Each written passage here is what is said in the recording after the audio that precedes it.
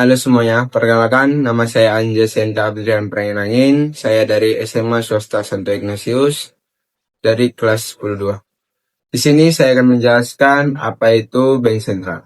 Bank Sentral adalah lembaga negara yang memiliki otoritas tertinggi dalam mengatur kebijakan moneter, sistem perbankan, dan sistem pembayaran di suatu negara. Bank Sentral berbeda dengan bank umum, di mana bank umum yang mencari keuntungan, sedangkan bank sentral tidak berfokus pada laba, melainkan pada stabilitas ekonomi nasional dan memaksimalkan kemakmuran masyarakat.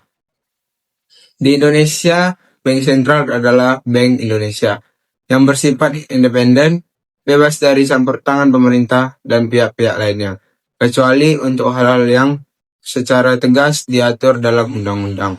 Bank sentral memiliki tujuan, di mana tujuan utama bank sentral ialah mencapai dan memelihara stabilan nilai rupiah.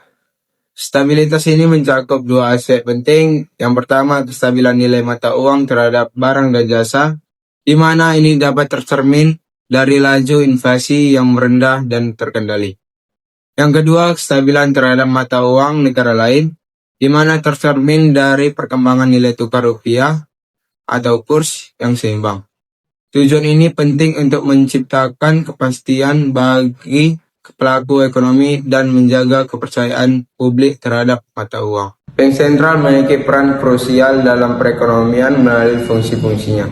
Yang pertama, bank sirkulasi atau penerbit uang, di mana memiliki hak tunggal atau hak otroi untuk mencetak dan mengedarkan uang kartal di dalam negeri. Yang kedua, bank dari bank atau bankers bank, di mana menjadi tempat bagi bank-bank umum untuk meminjam dana jika bank umum mengalami kesulitan likuiditas. 3. Pengatur kebijakan moneter, di mana mengontrol jumlah uang yang beredar dan tingkat suku bunga untuk menjaga inflasi. Dan yang terakhir, pengelola cadangan devisa, di mana menjaga cadangan devisa negara untuk mendukung kestabilan nilai tukar. Untuk mencapai tujuannya, Bank Indonesia didukung oleh 3 pilar utama.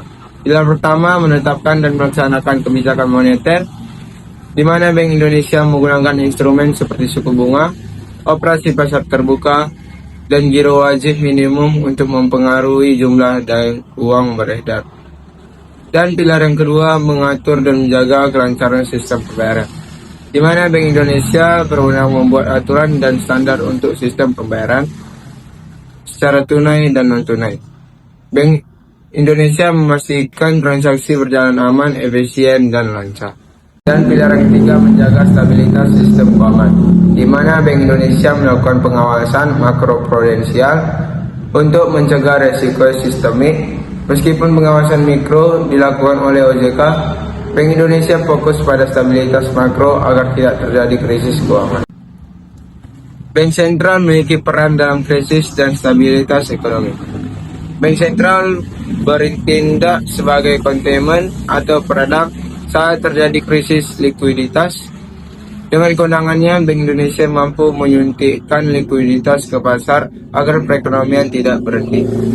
Bank sentral juga rutin menerbitkan laporan stabilitas keuangan untuk mengomunikasikan risiko kepada publik dan pasar keuangan. Setiap negara memiliki bank sentral, di antaranya yaitu Indonesia yang disebut Bank Indonesia, Amerika Serikat yang disebut Federal Reserve, Inggris yang disebut Bank of England, dan Jepang yang disebut Bank of Japan. Jadi dapat kita simpulkan bahwa bank sentral adalah jantung moneter negara. Dengan independensinya, bank sentral berfungsi sebagai pengatur jumlah uang, penjaga nilai mata uang, pengawal sistem pembayaran, dan penjamin stabilitas sistem keuangan. Tanpa bank sentral yang efektif, sebuah negara beresiko mengalami hiperinflasi atau krisis sistem perbankan. Sekian yang dapat saya jelaskan dari bank sentral. Saya ucapkan terima kasih. Thank you, Elmo!